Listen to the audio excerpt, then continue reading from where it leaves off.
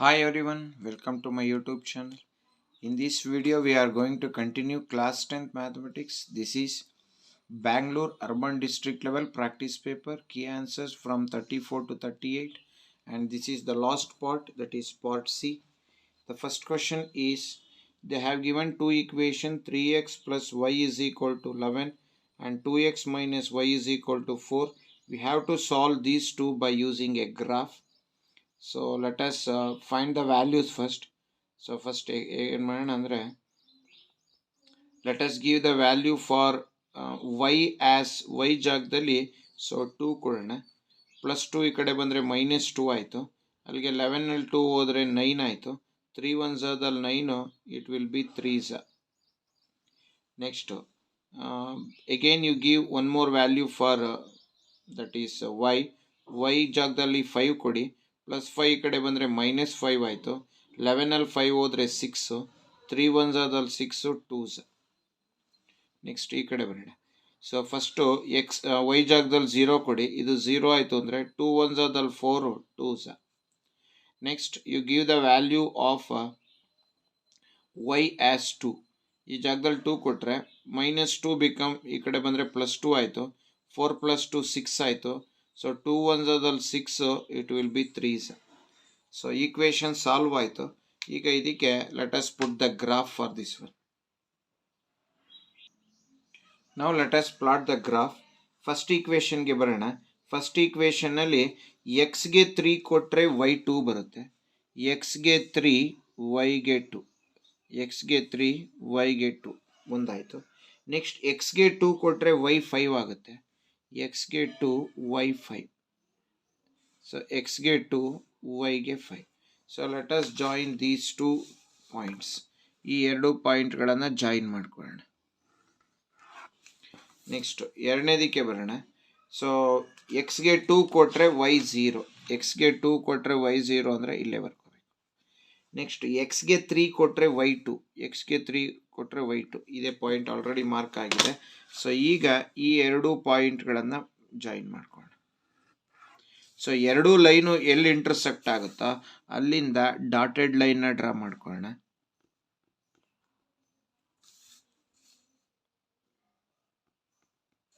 ಹಾಗಾದರೆ ಆ dotted line x is equal to plus 3ನಲ್ಲಿ ಜಾಯಿನ್ ಆಗ್ತಾ ಇದೆ, y is equal to plus 2ನಲ್ಲಿ ಜಾಯಿನ್ ಆಗ್ತಾ ಇದೆ. Therefore the solutions are x is equal to plus 3 and y is equal to plus 2. So like this we have to solve the graph. So graph solve ಆದಮೇಲೆ let us move for the next question, that is 35th ಕ್ವಶನ್ಗೆ ಹೋಗೋಣ.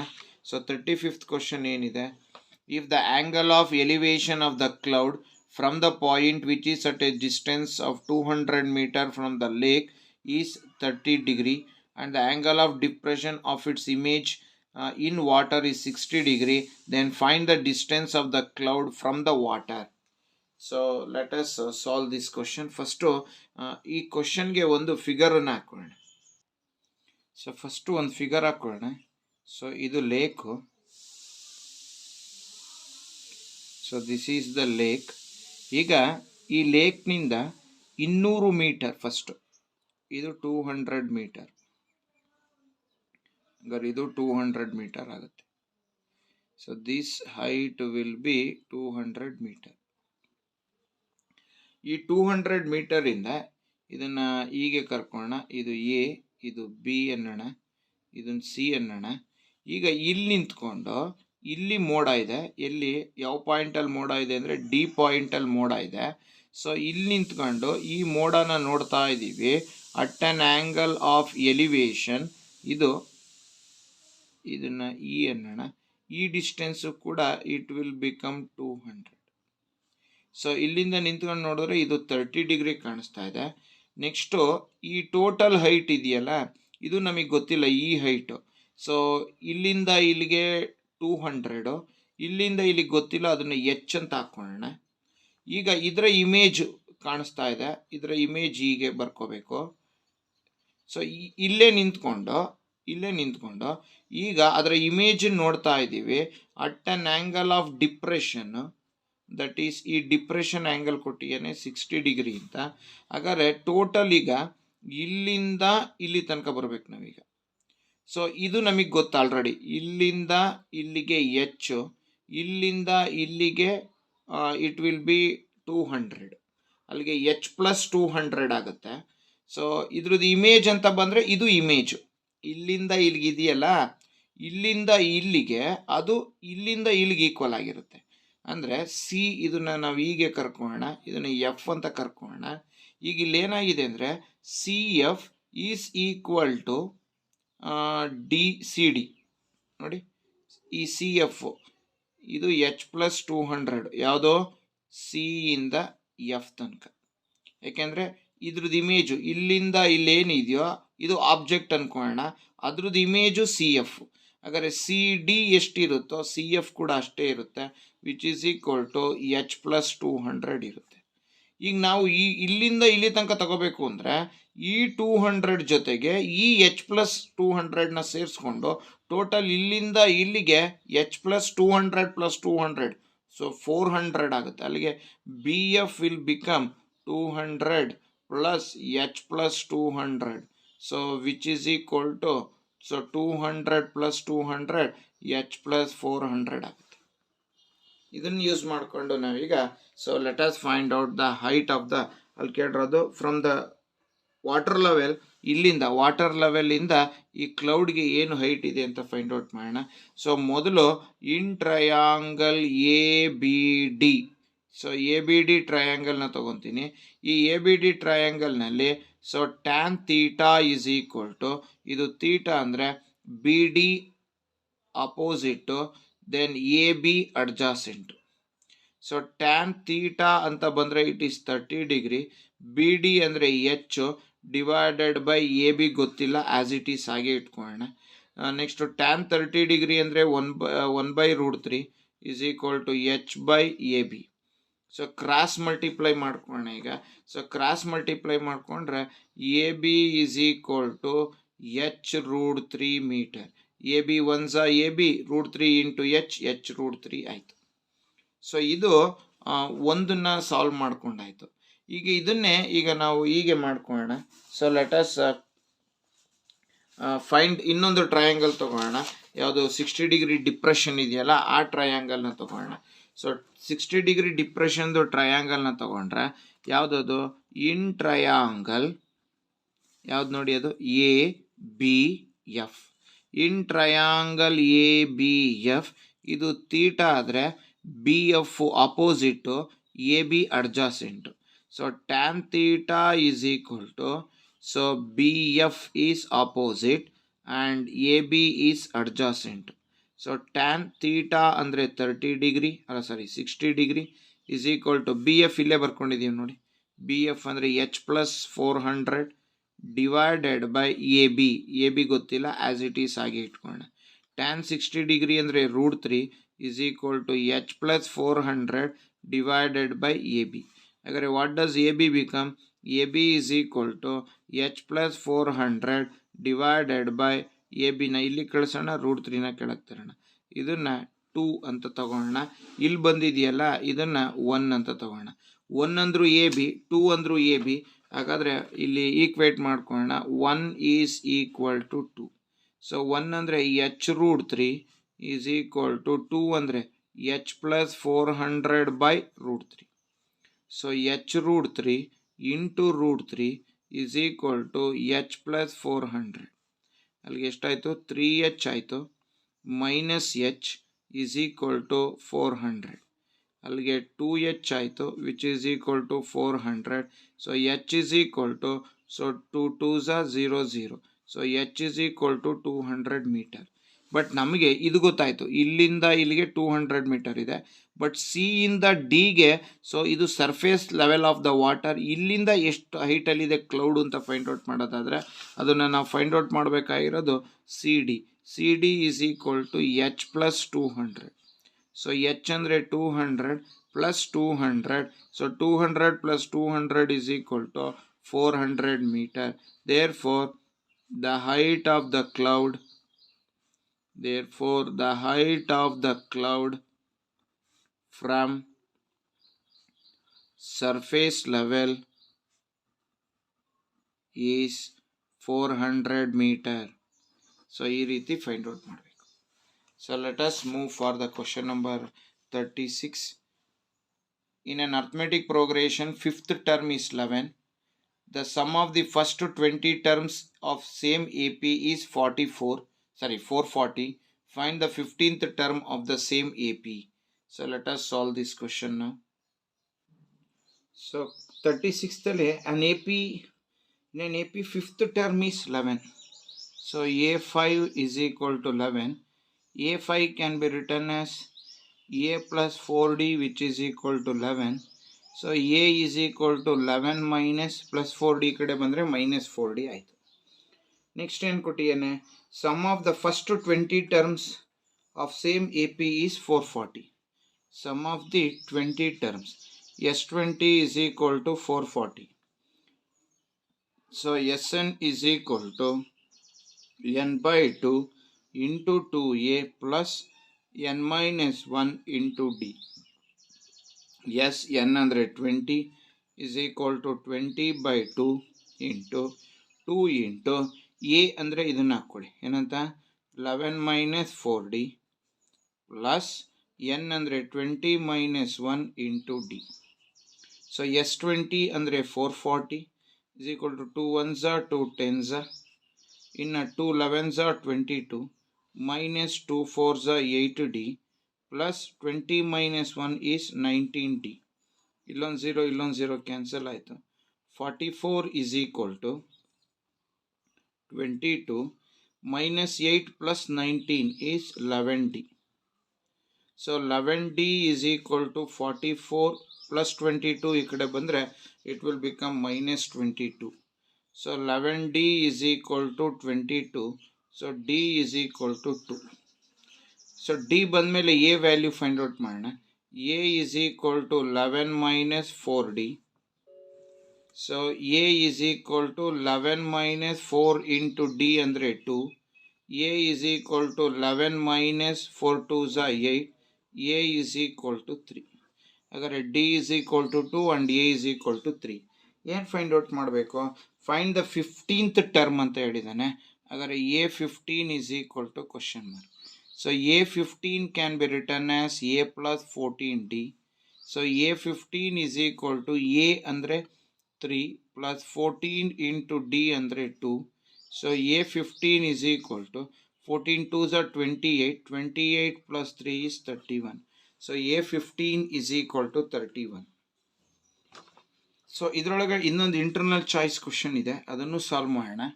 The sum of the 4 consecutive numbers in an AP is 32 and the ratio of the product of the first and the last to the product of two middle is 7:15.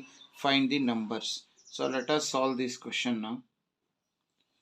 So the 4 numbers in AP are A minus 3D, comma A minus D, comma A plus D, comma A plus 3D. So ಇಷ್ಟು add ಮಾಡ್ಕೊಳ್ಳೋಣ. A minus 3D plus A minus D plus A plus D plus A plus 3D which is equal to 32 plus 3D minus 3D plus D minus D. So 4A is equal to 32. A is equal to 4 1s are 4 8s are. So A is equal to, it will become 8. The value of A is 8.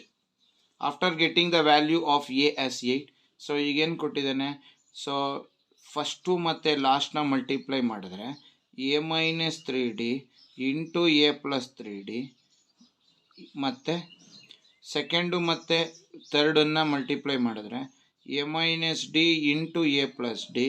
ಇದರ ratio 7:15 which can be written as 7/15. It is in the form of A plus B into A minus B. A square minus 3 square ಅಂದರೆ 9D square divided by, it is also in the form of A plus B into A minus B which is equal to A square minus D square which is equal to 7/15. A ಅಂದರೆ ಗೊತ್ತು 8 square minus 9D square divided by 8 square minus D square which is equal to 7 divided by 15. So 8 square ಅಂದರೆ 64 minus 9D square divided by 8 square ಅಂದರೆ 64 minus d square is equal to 7 by 15. So cross multiply ಮಾಡೋಣ. So 15 into 64 minus 9d square is equal to 7 into 64 minus d square. So 15 4s are 60, 6 carry, 15 6 are 90 plus 6 96 minus 135 d square is equal to 7 4s are 28, 7 6 are 42, 42 plus 2 is 44 minus 7 d square. So minus 35 d square minus 7 d square become plus 7 d square is equal to 448 plus 960 become minus 960. ಎರಡು subtract ಮಾಡಿದ್ರೆ minus 128 d square is equal to minus 512. Minus minus cancel ಆಯಿತು. So ಈಗ ಇದನ್ನು continue ಮಾಡ್ಕೊಳ್ಳೋಣ. So ಇದನ್ನು continue ಮಾಡಿದ್ರೆ we will get that is d square is equal to 512 by 128, 1s are 4s. So d is equal to square root of 4, d is equal to plus or minus square root of 2. ಅಲ್ಲಿಗೆ a ಗೊತ್ತಾಯಿತು, d ಗೊತ್ತಾಯಿತು. ಈಗ terms ಬರೆಯೋಣ. So when d is equal to plus 2, a minus 3d, a minus d, a plus d, a plus 3d. So a minus a ಅಂದರೆ 8, 8 minus 3 into 2, 8 minus 2, 8 plus 2, 8 plus 3 into 2.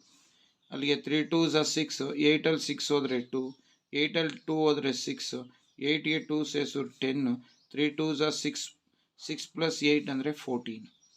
So ಅದೇ when D is equal to minus 2 ತೊಗೊಂಡ್ರೆ ಇದಕ್ಕೆ reverse ಆಗಿ ಬರ್ಕೊಂಡು ಹೋಗೋದು. So ಈಗ 2, 6, 10, 14 ಬಂದಿದೆ. ಅದನ್ನು 14, 10, 6, 2. So like this we have to solve this question. So now let us move for question number 37. A solid metallic sphere of diameter 16 cm is melted and recast into a smaller solid cones, each of radius 4 cm and height 8 cm. Find the number of cones so formed. So sphere ಇದೆ, ಅದನ್ನು melt ಮಾಡಿ ಅದನ್ನು ರೀಕಾಸ್ಟ್ ಮಾಡ್ತಾ ಇದೆ. ಯಾವ ಶೇಪಲ್ಲಿ ಅಂದರೆ solid ಕೋನಲ್ಲಿ. ಆ ಕೋನಿನ ರೇಡಿಯಸ್ಸು ಮತ್ತು ಹೈಟ್ ಕೊಟ್ಟಿದ್ದಾನೆ. ಹಾಗಾದರೆ ಈ ಸ್ಪಿಯರ್ನ ಕರಗಿಸಿ ಎಷ್ಟು ಕೋನ್ಗಳನ್ನು ಮಾಡಬಹುದು? That is the question. Find the number of cones. So sphere ಇದೆ. ಸೊ ಸ್ಪಿಯರಿನ ಡಯಾಮೀಟರ್ ಕೊಟ್ಟಿದ್ದಾನೆ. That is equal to the diameter of the sphere is equal to 16 cm. So radius will be equal to 8 cm. ಇನ್ನು cone ನೋಡೋಣ. ಕೋನಿಂದು radius ಕೊಟ್ಟಿದ್ದಾನೆ 4 cm, height of the cone ಕೊಟ್ಟಿದ್ದಾರೆ 8 cm. ಹಾಗಾದರೆ how many cones can be made? So ಈಗ ಇಲ್ಲಿ ನಾವು ಎಷ್ಟು ಕೋನ್ಗಳನ್ನಾಗಿ ಮಾಡ್ಬೋದು ಅಂತ ಕೇಳಿದ್ದೇನೆ. Volume of sphere is equal to n into volume of cone. ಒಂದು ಸ್ಪಿಯರಿನ ವಾಲ್ಯೂಮು n ನಂಬರ್ ಆಫ್ ಕೋನಿನ ವಾಲ್ಯೂಮ್ಗೆ ಈಕ್ವಲ್ ಆಗಿರುತ್ತೆ. ಒಂದು ಸ್ಪಿಯರಿನ ವಾಲ್ಯೂಮು n ನಂಬರ್ ಆಫ್ ಕೋನಿನ ವಾಲ್ಯೂಮ್ಗೆ ಈಕ್ವಲ್ ಆಗಿರುತ್ತೆ. So volume of sphere 4/3 pi r cube, n into volume of cone 1/3 pi r square h. pi get cancelled, 3 get cancelled, then ಉಳಿದಿದ್ದಿಲ್ಲಿ 4 into r cube. What is r? 8 into 8 into 8 is equal to n into what is r square? r is 4 into 4 into height is 8. So ಇಲ್ಲೊಂದು 8 ಇಲ್ಲೊಂದು 8 cancel ಆಯಿತು. 4 1s are 4 4 cancel ಆಯಿತು. 4 1s are 4 2s are. Therefore number of cones is equal to 8 2s are 16. So 16 cones can be made. So like this we have to solve this question. So let us move for the last one, that is 38th question. State and prove Pythagoras theorem. So Pythagoras theorem na statement bardu prove ಮಾಡಬೇಕು. So by this we have successfully answered all the questions related to Bangalore Urban District Level Practice Paper 2023-24. In the next video, we are going to solve the Zen model papers. So till then, thank you very much. Still, those who are not subscribed my channel, please subscribe it. Those who already subscribed, please watch my videos, like my videos and share my videos. And don't forget to press the bell icon to get the notification for the next video. So once again, thank you everyone for your great support.